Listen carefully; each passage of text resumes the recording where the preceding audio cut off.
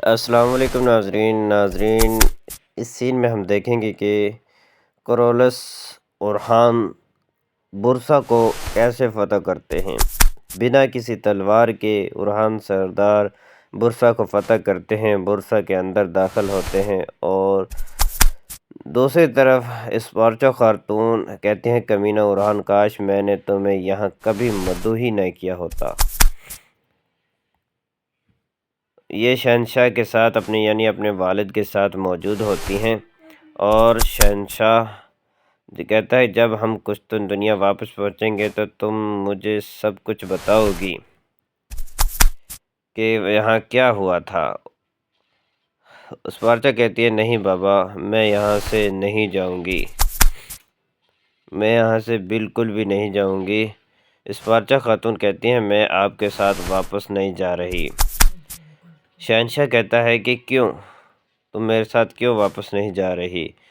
اسپارچا خاتون کہتی ہیں میں یہیں رہوں گی اور لڑوں گی اورحان سے۔ ڈیفنے خاتون بھی یہ منظر دیکھ رہی ہوتی ہے اور عجیب و غریب ایکشن بنا رہی ہوتی ہے اور اسپارچا خاتون اپنے والد یعنی شہنشاہ سے باتیں کر رہی ہوتی ہے۔ دوسری طرف ہم دیکھیں گے کہ برسا کو اورحان سردار نے فتح کر لیا ہے بغیر کسی تلوار کے، اور ہم دیکھیں گے کہ شاروز بھی خود برسا کو، جو کہ برسا کا گورنر ہے، خود ہی اورحان صاحب کے سامنے پیش کر دیتا ہے کیونکہ اس کا طویل عرصے محاصرہ رہا ہوتا ہے۔ ہم دیکھیں گے کہ اورحان سردار برسا کے اندر داخل ہو رہے ہیں اور برسا کے تمام لوگ میدان میں برسا کے صحن میں کھڑے ہوئے ہوتے ہیں اور اورحان سردار کا استقبال کر رہے ہوتے ہیں۔ اورحان سردار گھوڑے پر سوار ہو کر آ رہے ہوتے ہیں اور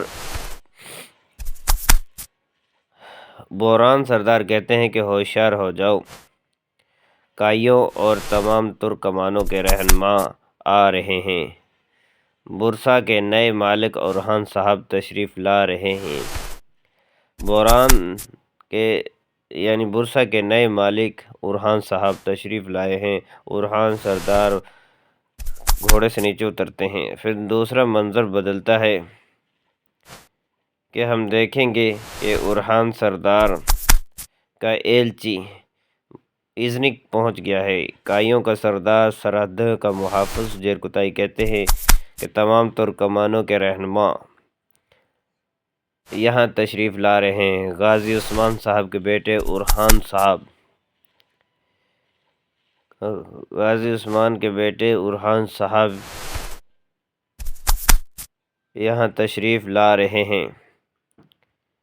اورحان صاحب جیسے ہی اندر داخل ہوتے ہیں تو کہتے ہیں السلام علیکم۔ ایزنک کے لوگ اور گورنر اپنی نشست پر بیٹھا ہوا ہوتا ہے۔ ہم آپ کو سن رہے ہیں اورحان صاحب، بتائیے۔ لگتا ہے میری آمد سے آپ زیادہ خوش نہیں ہوئے۔ اورحان صاحب گورنر سے کہتے ہیں برسا کا محاصرہ کرنے والا اورحان صاحب ہیں آپ، وہاں کے عوام کو اندر قید کرنے والا، ان کو بھوکا رکھنے والا اورحان صاحب ہو تم، گورنر کہتا ہے، اور غریبوں کا شکار کرنے والا شخص ہے آپ، مجھے سے کیسے استقبال کی امید رکھتے ہو اور دوستانہ تعلقات کی؟ گورنر اورحان صاحب سے کہتا ہے مشہور ترک صحافی مولانا رومی فرماتے ہیں، اورحان صاحب کہتے ہیں جو گزر گیا وہ کل تھا، اور میری جان آج کچھ نیا کہنے کا وقت ہے۔ عثمان سردار کے بیٹے کہتے ہیں میں بھی اسی لیے یہاں آیا ہوں۔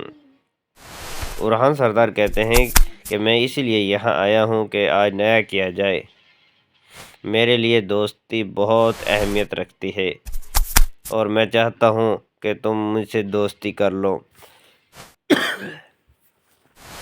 اسی لیے میں یہاں تک چل کر آیا ہوں۔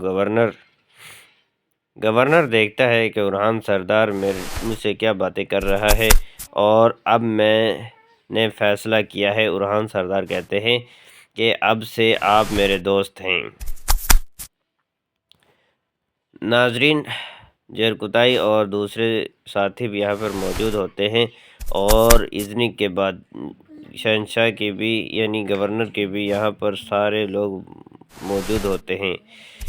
بورسا کی طرف اپنے لوگوں کو بھوکا اور غربت کا شکار نہ ہونے دینا اے گورنر، جیسے بورسا آپ کا ہو گیا ہے۔ گورنر کہتا ہے ایزنک آپ کا ہرگز نہیں ہوگا، آپ ایسے باتیں کر رہے ہو جیسے جب چاہو ایزنک بھی لے لو گے اورحان صاحب۔ گورنر اورحان سردار سے کہتا ہے ایزنک والوں، میں یہاں دوستی کا ہاتھ بڑھانے آیا ہوں۔ اورحان سردار کہتے ہیں آپ سب گواہ ہیں کہ میں یہاں دوستی کرنے آیا ہوں۔ آپ سب کے سامنے ایک بار پھر پوچھ رہا ہوں، کیا بورسا کو مدد دی جائے گی یا نہیں دی جائے گی؟ کیا بورسا کو مدد دی جائے گی یا نہیں؟ اورحان سردار پوچھتے